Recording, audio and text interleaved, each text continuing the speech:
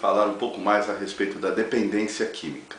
Este tema é extremamente controverso em função de despertar uma rede de implicações. Eu acho interessante colocarmos em primeiro plano a temática da dependência, ou seja, o dependente somos todos nós. Por quê? Porque não existe a possibilidade de vida sem troca, e para trocarmos nós dependemos do meio relacional, do meio ambiente e de outros vários planos para viabilizarmos a própria vida. Ou seja, então, todos nós somos dependentes e, para ser mais exato, interdependentes. E esse tipo de pensamento é que vem no bojo do próprio pensamento judaico-cristão, quando diz: ame ao próximo como a ti mesmo. Você tem que se amar, você tem que se respeitar para respeitar o outro, mas precisa da relação do outro, porque sem essa relação, sem esse vínculo, a troca deixa de existir, a vida acaba. Muito bem, se todos nós somos dependentes, quem é o dependente químico? O dependente químico, assim como todos os outros tipos de indivíduos que têm algum tipo de transtorno de dependência, de abuso e de compulsão, são aqueles indivíduos que têm dependências patológicas, ou seja, eles estabelecem vínculos onde eles ficam absolutamente inviabilizados para outras coisas da vida, a não ser a própria relação que eles têm com o objeto. Aliás, esse é o tipo de diferença mais importante do doente, que sofre de alcoolismo, de toxicomania, de oniomania, que é comprar demais, e de sexo abusivo e assim por diante, para aquele que não sofre da dependência patológica.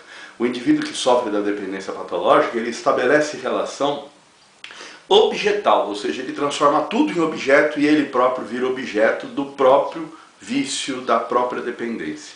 Ao passo que o outro, que não tem a doença da dependência, ou seja, não tem a dependência patológica, ele consegue estabelecer relações não objetais e sim subjetivas. Aí vem o vínculo, vem as trocas, vem a percepção do outro e consequentemente de si mesmo. Aí ele pode ter gratidão, consequência e assim por diante. Já o dependente patológico, ele não tem nada disso. Ele gera uma situação onde tudo vira objeto e ele vira objeto.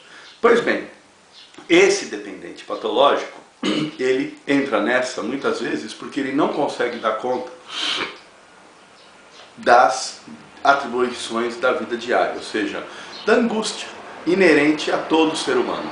Porque na realidade a vida nos leva a situações extremas e de angústia, fazendo com que nós lidemos com as nossas inadequações, com as dificuldades e medo de não ser aceito, com o fracasso, com a dor, com a rejeição, e isso tudo nós chamamos de angústia existencial. Este indivíduo, ele quer ter uma experiência de liberdade e de absoluto poder. E na realidade isso é ilusório, porque na condição humana, livre e controlando e tendo poder é uma total ilusão.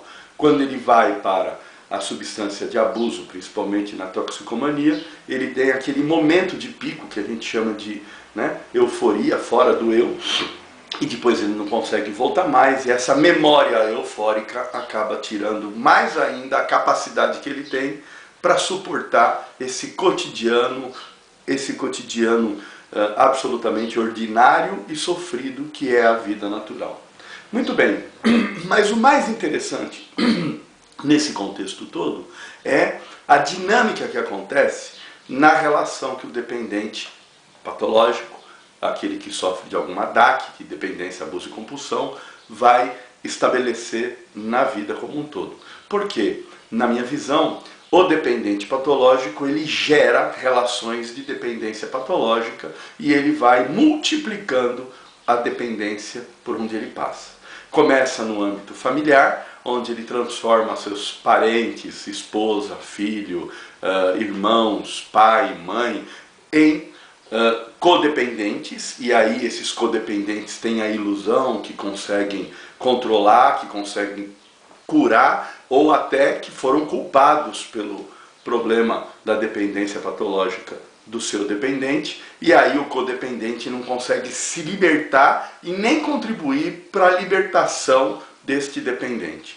Mas o interessante é que se fala muito do codependente daquele familiar, daquele parente, mas a gente esquece que os próprios profissionais que trabalham com os dependentes acabam ficando dependentes do dependente e são também codependentes, muitas vezes estabelecendo relações que a gente chama de relações antropofágicas, né? E de total cerceamento da vida do outro, porque eles se colocam na condição de os senhores poderosos que vão cuidar, que vão curar, que vão controlar. E isso vale também para todos os tipos de clínicas e de comunidades terapêuticas. O que eu vejo desses tipos de comunidades e clínicas entrarem no jogo da dependência, se tornando codependentes dos seus dependentes, acusando os familiares, mas eles mesmos não conseguindo fazer o minha culpa, a crítica, para repensar o quanto que eles estão estabelecendo vínculos de dependência com os seus dependentes, é um negócio absurdo.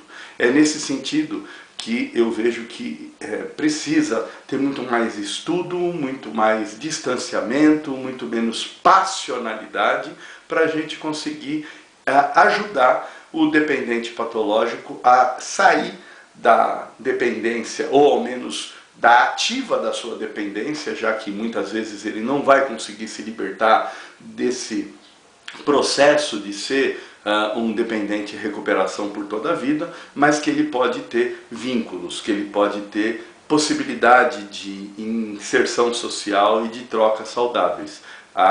Ou seja, à medida que esse indivíduo deixa de estabelecer relações objetais e consegue estabelecer relações subjetivas, com vínculos, e estabelece relação de amor por si mesmo e pelo outro, lidando com as suas feridas, lidando com as suas sentimentos de abandono, seus complexos e assim por diante, ele consegue ter uma participação muito produtiva e pode até ser um elemento para ajudar naturalmente os outros que estão sofrendo desse mesmo drama.